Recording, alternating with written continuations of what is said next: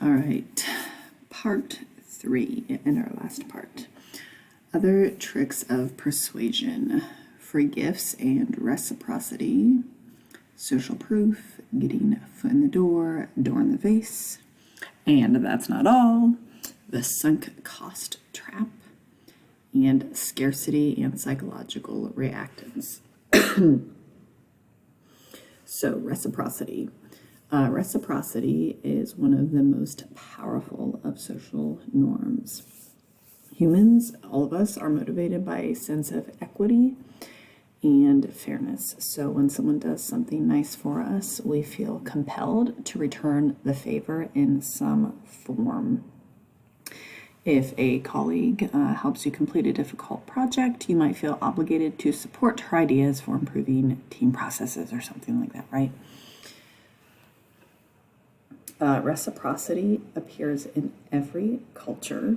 It forms the foundation for virtually every type of social relationship, from businesses to even exchanges like between partners. So between my husband and I, if I'm like, hey, I'll help you with this, but maybe you can help me with this, right? We see the reciprocity rule play out in commerce. When a store offers free gifts, concessions, or deep discounts in order to get us in the door and hopefully keep us as return customers. For example, you might decide to use an auto mechanic who throws in a free oil change or tire rotation with more expensive services. You might go to a coffee or a sandwich shop that gives out punch cards, so like every 10 cups of coffee, or I go to Starbucks. I know it's so yuppie, whatever, but Starbucks is my favorite coffee, and I get bonus points, so I can buy something after I get so many bonus points for free. Okay. Or you might give a suggested donation to a charity fundraiser that puts on a free concert. So it's basically, hey, I'll give you this if. Social proof. The principle of social proof, essentially, it is the inclination to follow the crowd. Again, this goes back to Amazon purchasing something because 100 other people purchased it.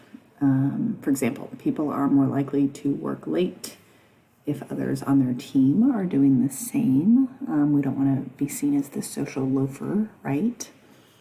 To put money in a tip jar that already contains money when you own your own coffee shop, it would be wise for you to fill that tip jar up just a little bit so people are inclined to drop money in it.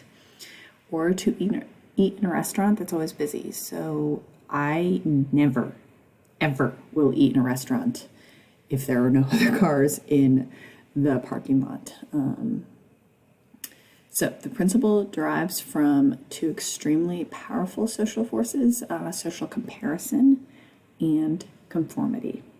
We will talk more about conformity next week. But social comparison, we compare behavior to what others are doing, and we receive validation, basically. Hey, 10 other people are eating at this restaurant. I'm going to eat at this restaurant because it's cool, right?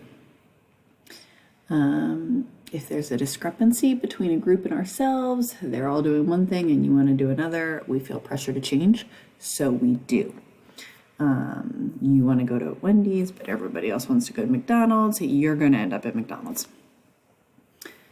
People are particularly susceptible to social proof, first, when they're feeling uncertain, and second, if the people in the comparison group seem to be similar to ourselves. Remember, we often judge ourselves on people that seem similar to us.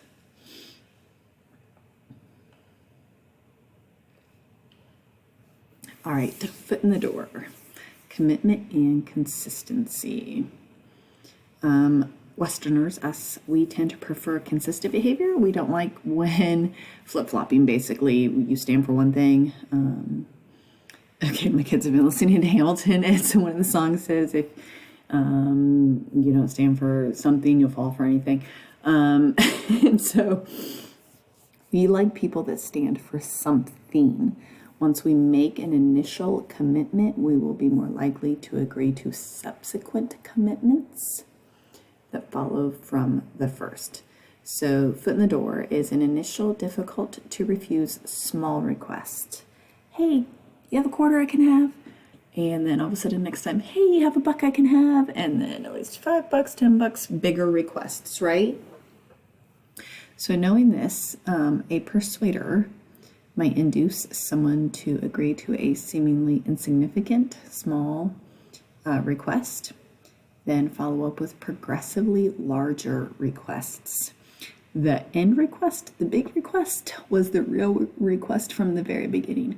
This one takes a little bit of patience.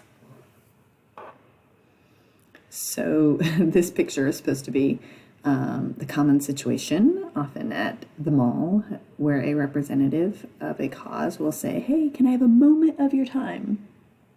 What they really want is your signature. They don't care about a moment of your time. Okay. Next one, door in the face. Rejection leads to compromise. So just looking at this slide, what would you do if I said, hey, will you take a 2-hour survey for me? Heck no, I wouldn't do that for you. Would you take a 15-minute survey for me? Sure. So that is the door in the face. Door in the face technique of persuasion is basically the inversion or the opposite of the foot in the door. It's also called the reject then compromise tactic, where you ask for something so big it's ridiculous, because most people have a hard time saying no a second time to a much more reasonable request.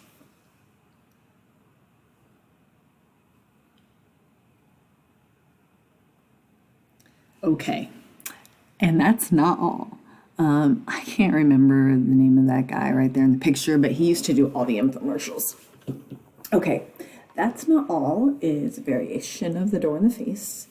Instead of leading with a request that will be rejected, that's not all gains its influence. They put the customer on the fence, allowing them to waver, and then offering them a comfortable way off. So if you've ever seen the infomercial where they say, that's not all, act now and you'll get 2 of the same thing, just pay shipping and handling. That is the that's not all technique. It's very hard if you're already kind of like, oh, maybe I need that in my life. I don't know if I want to pay for it. And then, that's not all. We'll send you 2. Do you need 2? Heck no. Don't fall for it. Oh, it's Billy Mays. That's who that. Billy Mays was the American pitchman. He did all the TV infomercials when I was a kid. Trap. Sunk cost refers to unrecoverable investments of time or money. Trap occurs when a person throws good money after bad, hoping that circumstances will take a positive turn and they will receive recoup on their initial investment. The alternative is to cut one's losses. So either keep their own money into something. I don't know if that machine is like the one where it has that arm, like the grabby thing, and you keep putting quarters in it because you're hoping it will grab the pink elephant that you want. Don't throw your money away. You're not going to grab the pink elephant. I'm just going to tell you right now. Warren Buffett said, when you find yourself in a hole, the best thing you can do is to stop digging. Okay, so some examples. Buying a new brand of coffee, realizing you don't like it, but you continue to drink it every morning for a month because you paid for it. I will never drink bad coffee. You buy a year-long gym membership, but after 3 months, you move to a new apartment across town. You continue to drive back to the old gym, even though the drive is inconvenient because you've already paid for it. You have an old car that has begun to have costly repairs and is generally on the decline. It would be much easier and probably cheaper to buy a new one, but you don't want to because you put so much money into it, especially after, your third, fourth, or fifth repair. Okay, that is sunk cost. Scarcity, going out of business. It's a classic. You'll see businesses that go out of business 10 times a year. They're just trying to sell you stuff. Scarcity is the concept that something has limited availability. Buy now, you'll never be able to buy again. It tends to increase sales of a product. Psychological reactance, the tendency to assert our freedom when we feel others are attempting to control us. So psychological reactance refers to the reflexive opposition people feel to being controlled. When a person gets too pushy, we get suspicious, annoyed, angry. We tend to overtly, outwardly express our independence to their cause. Those whose job it is to persuade, whether in government, business, or elsewhere, must be aware of this reaction when seeking to implement rules or constraints if they want to avoid having their messages backfire. Examples. Interest in something tends to increase if it is under threat of being restricted or banned. Okay, so gun sales increased astronomically in Virginia, and then it happens occasionally across our nation when gun rights are threatened. Since January, the background checks have gone up something like 300% because there's a threat, right? Okay, so political ideological postures become reversed when the relevant issues are supported by an opposing political party. So we think more strongly about something because we think the other party is going to pressure or threaten our thoughts. Consumers' backlash against companies that discontinue or significantly change well-loved products. Alrighty. Defending against persuasion. Who thinks they are immune to persuasion? Probably everybody's hands went up if you've made it this far. Public opinion polls show that by 10th grade, only 4% of people even believe ads, and that the more educated they are, the more they believe they are immune to ads in a message. However, research shows they're not immune. Even though they think they're immune, they're absolutely not. Defending against unwanted persuasion seems like it should be fairly easy once you know what to look for. The truth is people quite often know when they're being pitched to, yet persuasion still continues to be effective. Not all persuasion is bad. Some of it is education. The trick is to be vigilant to the components and tactics of persuasion. If you don't need one of those things, you certainly don't need two of those things. Just because something is final sale, if you don't need it, you just don't need it, right? Okay, 2 ways to defend against unwanted persuasion are inoculation, which is the most common mechanism for defending against persuasion. The subject is exposed to an ineffective version of the message first and becomes less susceptible to stronger messages later. In one study, subjects were asked to state their opinion on an issue. They were mildly attacked for their position, but allowed to rebut. When later confronted by a powerful opposing argument, the same subjects were more resistant than subjects in a control group. They developed defenses, basically, that rendered them immune to persuasion. Stinging is another method.